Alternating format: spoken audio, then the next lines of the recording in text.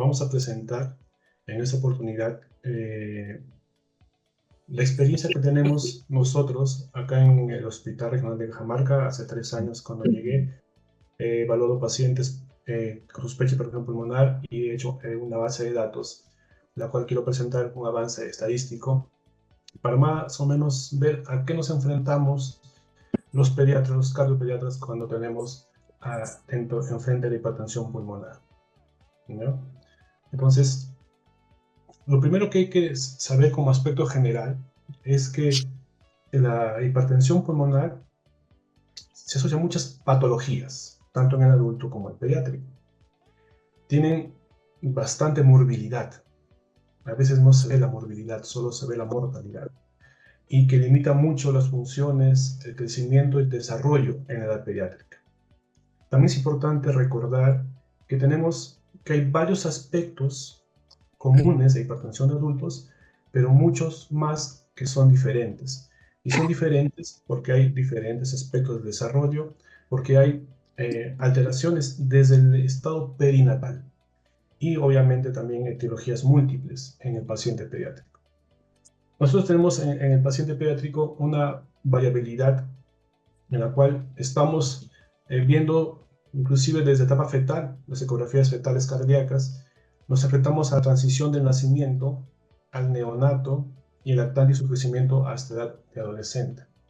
En todas esas edades, el paciente pediátrico está expuesto a múltiples factores de riesgo que pueden alterar esa adaptación normal fetal de la circulación fetal de la hipertensión pulmonar hasta provocar alteración en la hemodinamia pulmonar y en la circulación pulmonar. Y las causas son múltiples.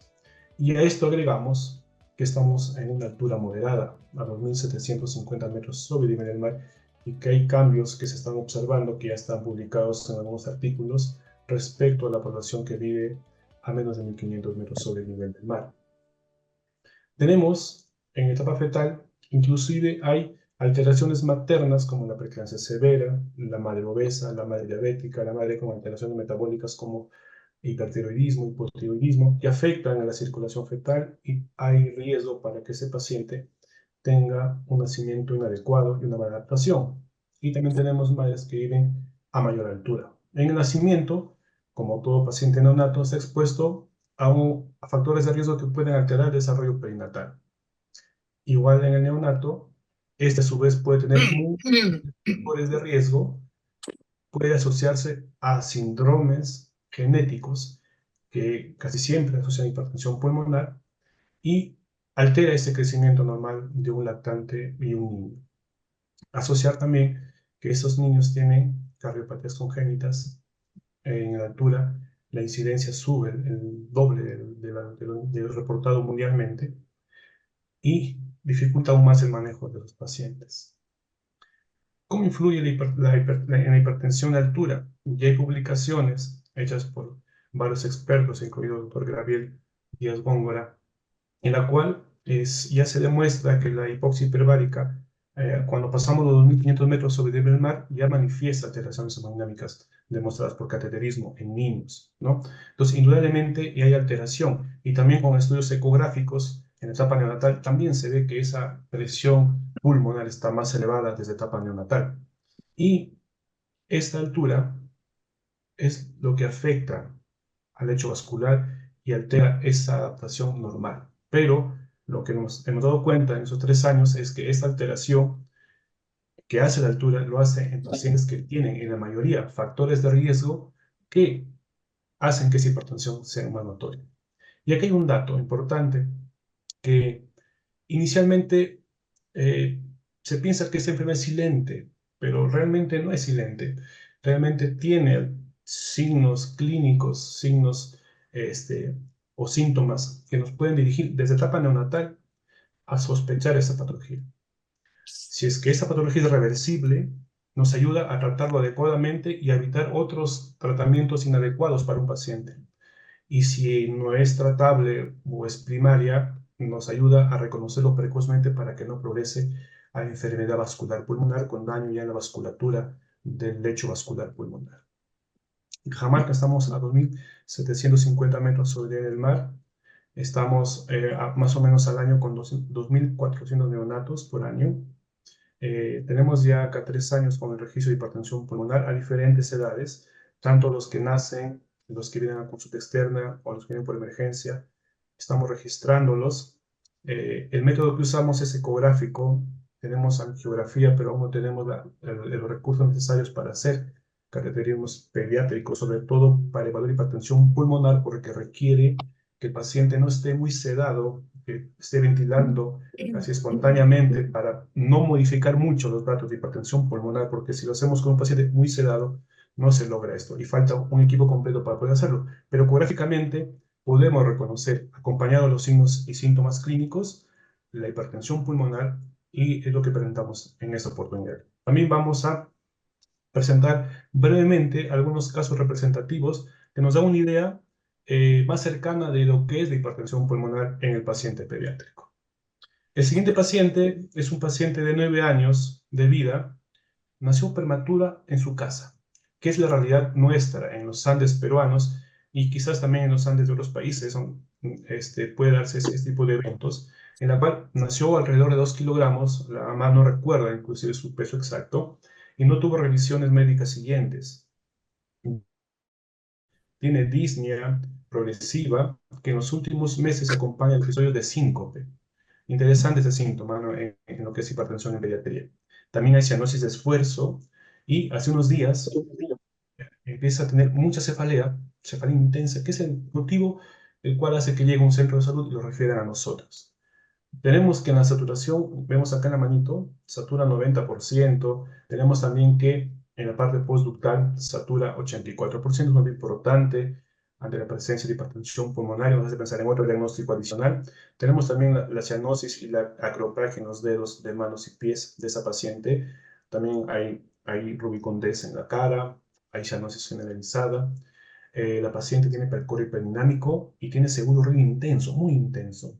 Entonces no es tan silente la patología. Y hay un soplo sistólico bajito en el poco tricuspidio. Entonces, todo esto ya nosotros, los pediatras también están muy bien capacitados, hacen pensar en hipertensión pulmonar, ¿no? Acá está la manito con cianosis, ¿no?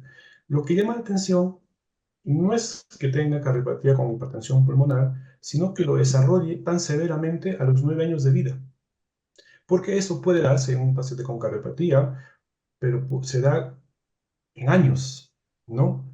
Pero en nuestra realidad, en pacientes, se da precozmente. La placa comprueba o nos aproxima más al diagnóstico de tener hipertensión pulmonar severa, con abombamiento de la pulmonar y un poco de oligoemia en un paciente con ese tipo de cardiopatía, ¿ya? Cuando hacemos la ecografía encontramos hipertensión pulmonar severa, conociendo los ecógrafos característicos, suprasistémica y con un ductus con un shunt de derecha a izquierda, casi todo, permanentemente, ¿no? Entonces, una hipertensión pulmonar severa, posiblemente con cambios vasculares. Eh, ¿Pero por qué tan precoz? Porque la paciente vive a 3.880 metros sobre el nivel del mar. Entonces, ese es el cambio que tenemos a nivel de pacientes que viven a nivel de la costa. Por eso es que desarrollan enfermedades e hipertensión pulmonar tan precozmente. Ya nos quedaría poder hacer un cateterismo para demostrar si es o no reversible esa resistencia vascular pulmonar y poder ver si es que podemos ofrecer un tipo de corrección quirúrgica. Es una muestra de un paciente con cardiopatía de nuestra realidad que vive en la altura y que no tiene acceso oportuno a los recursos médicos. En la parte de arriba, de la siguiente diapositiva, tenemos un neonato de horas de vida que presenta cianosis, ¿no? Presenta cianosis, tiene radiografía con cardiomegalia y de saturación diferencial. Viene de 2.850 metros de altura y pesa, miren, el detalle pediátrico, ¿no? Por eso pediatría es bien variable y bien dinámico. 4.950 gramos. Acá es el pacientito. Está macrosómico, cianótico, con cánula y policitémico, está rubicundo. Entonces, también otro detalle. A la altura se asocia otras comorbilidades como hijos macrosómicos, hijos de madre obesa o diabética, que tienen muchísimo riesgo de tener esa hipertensión desde etapa perinatal y que manifiestan cambios neonatal. En la parte inferior tenemos otro casito de un paciente de 5 años de edad que refiere que a los meses de vida tenía un soplo pequeño, es lo que refiere el papá, ¿no? Es un paciente con síndrome de Down y 5 años ha estado tranquilo, no presentó síntomas ni cansancio ni disnea, entre comillas, silente la patología, y el pediatra le encuentra que satura basalmente acá en Cajamarca 87-88% y dice, no, tiene que ver qué pasa con el paciente, porque no luce tan mal, pero viene. Y al examen, el segundo radio intenso, un soplo tricuspidio pequeño, pero no se evidencia cianosis clínicamente con esa saturación y luce muy bien el paciente, juega por ahí, ¿no? Pero su percurso es hiperdinámico, se siente a la palpación del paciente.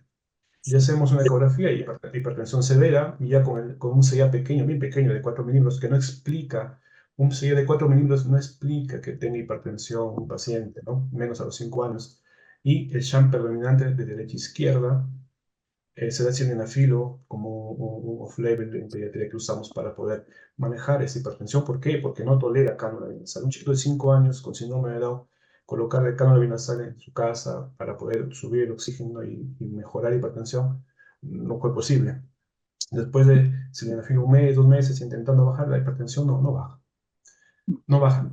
Como todos los pacientes que vemos, pensamos que esa hipertensión puede ser empeorada por la altura. Le decimos, señor, tiene que ir a un lugar de menor altura. Felizmente, pocos de los pacientes pueden ir, pero felizmente ese paciente pudo ir. Pudo cambiar su trabajo el papá, pudo irse a la ciudad de Trujillo y viajó. Y me alegró cuando me mandó esa fotito que está acá, que su hijito ya está rosadito, satura 99%, y me dijo, doctor, mejor rapidísimo, desde que llegó comenzó a subir y a las 2 semanas ha subido. Y su cardiólogo pediatra de allá ya no encuentra hipertensión pulmonar. Entonces, ¿cómo ese cambio de domicilio, de bajar a menos altura, le cambió la vida al paciente? Inclusive él ya comienza a tener flujo al shunt porque ya cambia la resistencia, ¿no? Entonces, esos casos, ese caso de acá que tengo, el anterior también, son casos que de cierta manera nos demuestran que la hipertensión en la altura, en niños, varía con la altura, pero siempre que haya factores de riesgo, como el caso de acá, síndrome de Down, y te vas arriba, un hijo de madre con diabetes. En la siguiente diapositiva tenemos en la parte superior un lactante de 8 meses de vida que tenía antecedentes de prematuridad extrema. Nació con 800 gramos, requirió 4 meses hospitalizado, obviamente con todas las complicaciones que conlleva el prematuro tardío, y con cero oxígeno hasta el alta y también a domicilio. Pero un detalle que quizás a veces se nos va o de repente sí lo hacemos, pero se fue a vivir a 3.500 metros sobre el nivel del mar. Luego de 2 meses regresa a emergencia con esta radiografía. Él no tenía cardiopatía. Entonces, esa radiografía expresa el crecimiento severo de cavidades derechas con derrame pericárdico, secundario a una hipertensión pulmonar severa en un paciente prematuro con displasia broncopulmonar. Entonces, tenemos un paciente con los riesgos, como cualquier otro paciente, pero la diferencia es que se va a la altura. Y entonces, esa patología empeora gravemente y precozmente. ¿Ya? Ese paciente lamentablemente acabó falleciendo, ¿no? Luego de varios meses de complicaciones, diversas complicaciones. Y el otro paciente que tenemos en la parte inferior es un paciente, como coloco acá, es otro paciente con síndrome de Down. Ha nacido en nuestro hospital, es el cuarto del mes. Eso quiere decir que tenemos bastante paciente con síndrome de Down. Y como ya es habitual, requiere oxígeno por casco cefálico, como es en la imagen, ¿no? También tiene policitema, por lo que vemos. No hay distrés, que es lo típico de esos pacientes, ¿no? Pero hay carmegalia en radiografía. Pero nosotros, ya en nuestro equipo de pediatría y también con las charlas que hacemos en la ciudad de pediatría, tratamos de expresar y de comunicar que los pacientes, como primera opción, tienen hipertensión pulmonar persistente recién nacido asociada al síndrome de Down, que tienen sus tipos, características y evoluciones, y en este caso requiere oxígeno como prioridad y tratar de ser conservadores en el manejo, no agresivos pensando que tienen neumonía o que satura rápidamente más o que la placa, que sea una cardiopatía compleja. Tienen cardiopatías, es cierto, pero la mayoría son CIDs o canal AB que inicialmente no producen ningún síntoma. Entonces, es otro ejemplo de los pacientes pediátricos. Es nuestro mundo en el cual vivimos los cardiopediatras en el día a día, y lo he traído para dar un pincelazo de todo lo que vemos en el día a día. Muchos pediatras que están acá presentes, obviamente ya conocen ese tema o lo están conociéndolo, y también muchos cardiólogos están enfrentándose a tener esta noción de que la hipertensión está presente en pacientes es más en la altura y también en diferentes pacientes pediátricos con diferentes factores de riesgo se presenta esa hipertensión. Entonces, el siguiente es el cuadro, resumen de los 5 años, de los 3 años, perdón, que estamos de 2021 a 2023 en Cajamarca. Hemos tratado de encajar en la clasificación que nos dan mundialmente las sociedades de hipertensión pulmonar, pero van a ver que hay dificultades para clasificarlo porque nos piden una etiología, ¿no?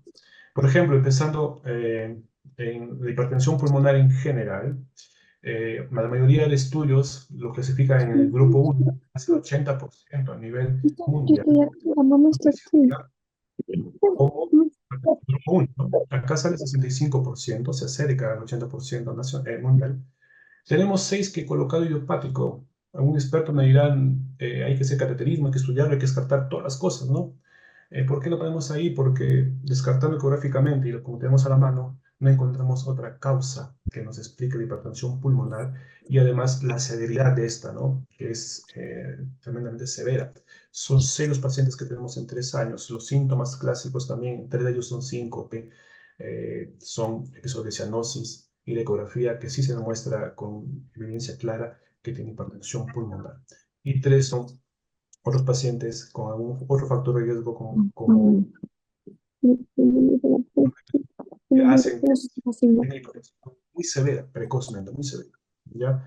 Incluye también a un lactante de 2 meses que tiene hipertensión severísima, que es difícil reconocer la causa etiológica, por eso colocamos con idiopática, pero son 6. La mayoría de pacientes con hipertensión pulmonar en pediatría, como la mayoría de series reportadas en el mundo, no tienen las cardiopatías congénitas. En este caso, 34%. 84 pacientes, baja en general porque en esta serie incluimos los neonatos, que ya está incluido en esa clasificación con grupo 1.6, en la cual tenemos 30% de pacientes, 75 pacientes, que tienen hipertensión pulmonar persistente recién nacido.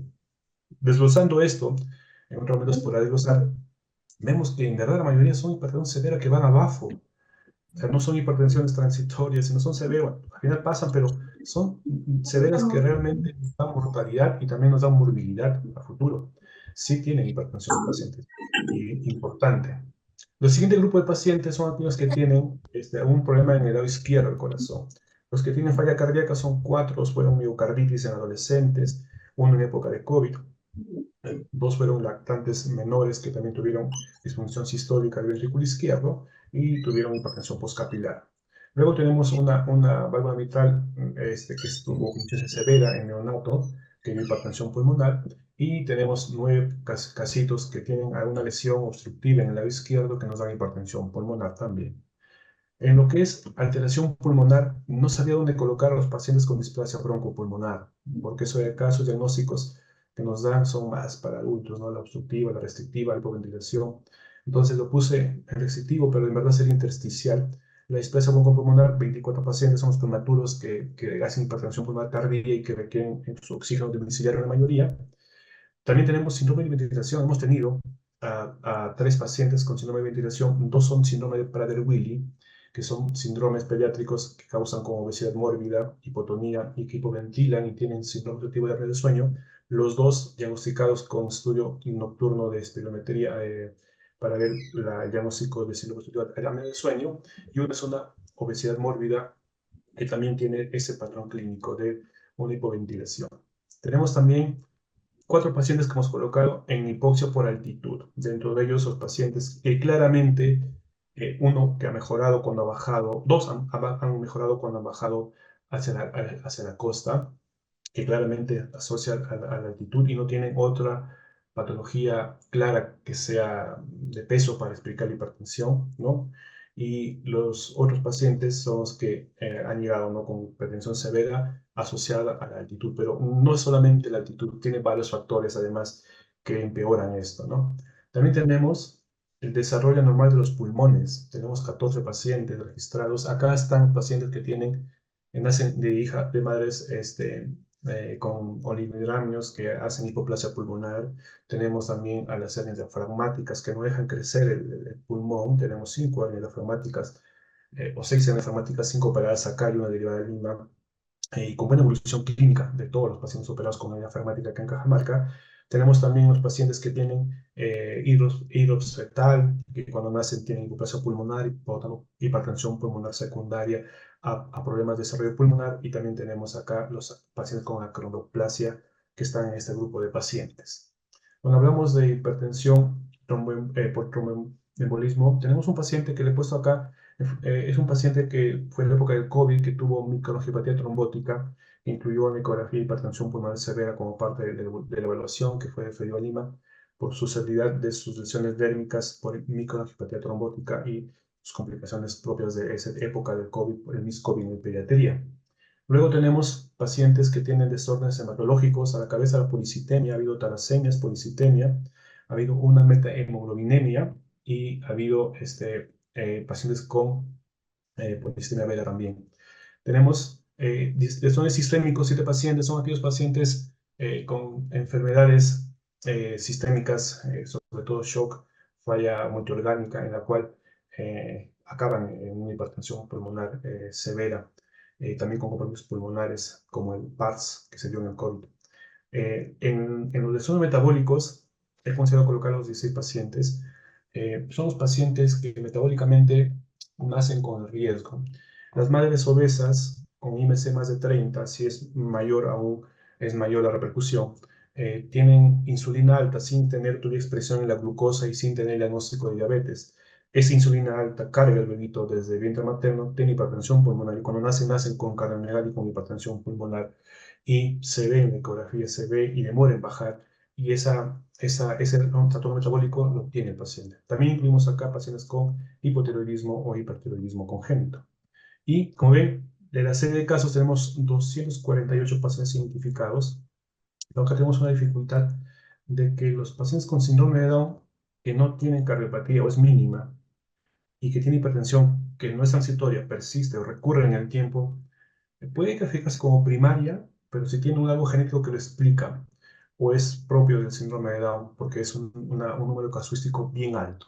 También hay otros síndromes, como el Edwards, 4 pacientes, y otros síndromes múltiples, que son 5 pacientes. Casi todos tienen hipertensión pulmonar por ecografía y muchos de grado severo. Y los pacientes con síndrome de Down, tenemos en general 75 pacientes, pero los 12 son los que no tienen una explicación de un efecto importante que explique esta hipertensión, y esta hipertensión es severa, no es transitoria, es severa o recurrente. Entonces, también tenemos la clasificación de la hipertensión pulmonar de Panamá de 2011, en la cual se trató de poner a un grupo de pacientes, en esos 10 grupos de pacientes, que es más pediátrico. Y si lo vemos ahorita los pediatras que están atentos, y los cardiopediatras también, vemos que entendemos mejor ese tipo de clasificación. Por ejemplo, acá entran todos los pacientes y tenemos acá la enfermedad vascular pulmonar, hipertensión prenatal o de desarrollo, aquellas alteraciones intrauterinas, como un hijo de madre con preeclampsia, un paciente que tenga una alteración metabólica materna que altera la circulación fetal, la madre obesa, la madre diabética y alteraciones maternas, ¿no? También tenemos la adaptación vascular pulmonar perinatal, 35 pacientes que tienen hipertensión pulmonar persistente recién nacido, o la adaptación también, que tienen diagnósticos diferenciales en hematología, pero para ese grupo es el mismo. La enfermedad cardiovascular pediátrica, que acá incluimos tanto a los pacientes que tenían cardiopatía izquierda y cardiopatía congénita, que se ponen acá todos juntos. Tenemos la displasia broncopulmonar, acá tengo un espacio para mis pacientes, son 24 pacientes. La enfermedad pulmonar hipertensiva pediátrica aislada, que pueden ser las idiopáticas. La enfermedad pulmonar multifactorial o síndromes, acá tiene, mire, 28 pacientitos que entran los síndromes de Prader-Willi, los síndromes de Down, síndrome de Turner. Entonces acá ya con una clasificación, la enfermedad pulmonar como tal, acá entra la neumonía, las lesiones pulmonares como tal, la hernia diafragmática como el paso pulmonar, la tromboembolia pediátrica, que fue un paciente, la hipoxia en altura, que considero 4, y la enfermedad hipertensiva asociada con otros sistemas, la sistémica. Entonces, de la serie de casos que tenemos nosotros, la mortalidad en los casos registrados que hicimos seguimiento fue 11%, 28 pacientes. Lamentablemente no se puede seguir a todos los pacientes, algunos porque mejoran y otros porque de repente se complican y no vuelven al hospital. Usan oxígeno 11 pacientes en su domicilio actualmente. 3 de ellos ya se acercan a 2 años. Es bien difícil el manejo de los pacientes. Algunos con síndrome de Down y consistentemente con displasia broncopulmonar. Pacientes con hipertensión recurrente que no es posible controlar, 3. posiblemente idiopática, y es, bueno, no es que no hay acceso a los medicamentos que se puede acceder en otros lugares como el Boston, por ejemplo, para poder empezar con cateterismo, demostrar y darle. Y de esos pacientes son 3, y otros 3 felizmente han bajado a una ciudad de menor altura y todos con mejoría a muy corto plazo, en semanas nada más. Entonces, esa es la experiencia en general de lo que vemos los cardiopediatras y los pediatras en la población pediátrica en el punto de vista de hipertensión pulmonar. Sorpresas sí hay más hipertensión pulmonar persistente recién nacido, hay más hipertensión multifactorial y definitivamente la altura empeora a esos pacientes. En las series de casos reportados a nivel del mar, eso no sucede, es menor la incidencia en cada grupo de pacientes, ¿no? Eso es todo lo que quería presentar hoy día, doctor Marcos. Espero haberlos dado un pequeño resumen de lo que tenemos acá en Cajamarca en esos 3 años.